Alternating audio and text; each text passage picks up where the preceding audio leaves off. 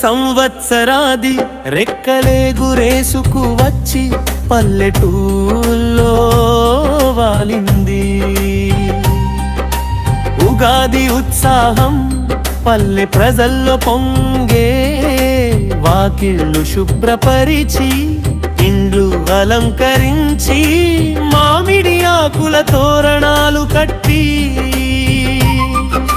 పిండి వంటలు వండి కొత్త కుండ తెచ్చి శుభ్రంగా అది కడిగి మంచి నీళ్లు పోసి బెల్లం చింతపండు వేప పువ్వులు మామిడి ముక్కలు ఉప్పు కారం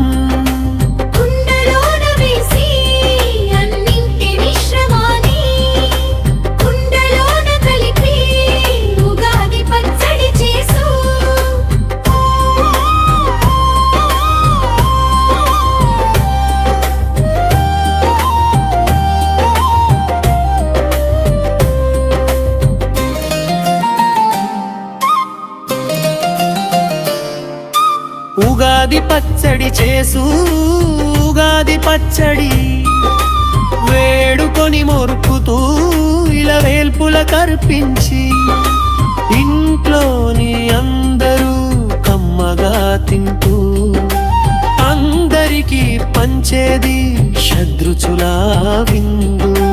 ఒంటికెంతో మంచి ఊరు పెద్ద మనిషి బ్రాహ్మణుడిని పిలిపించు ఊరు జనమంతా ఆలయానికి చేరు పంచాంగం చేబూని జరగబోవు కాలాల ఆదాయ వ్యయాల పూజం రాజపూజం రాసులను బట్టి ప్రతి వారికి చెప్పు బ్రాహ్మణుడు వివరంగా.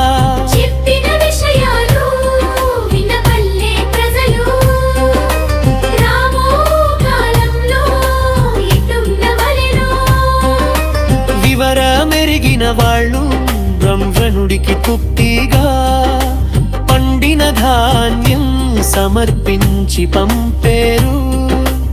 ఉగాదితో పంట చేళ్ళన్ని లూటిపోవు, కాపల కాసేవారు దొళ్ళోని పశువుల ఊరి బయటకు తోలు. సంవత్సరాంతంలో 9 నెలల శ్రమ పల్లె ప్రజలు చేసి వేసవి కాలం రాగానే ప్రజలు 3 నెలలు పని లేక వారంతా విశ్రాంతిగా నుండు చిన్న దిగుబడి సర్దుకొని వారంతా సంతృప్తిగా ఉన్న ఊసుబోక జనం కుట్లు అల్లికలు సిక్కాలు బుట్టులు అల్లుతూ ఉంటారు. తాళ్ళు వారెండు పెత్తాళ్ళు నులక పెనుతూ ఉంటారు. చాపలు బుట్టలు అల్లుతూ ఉంటారు.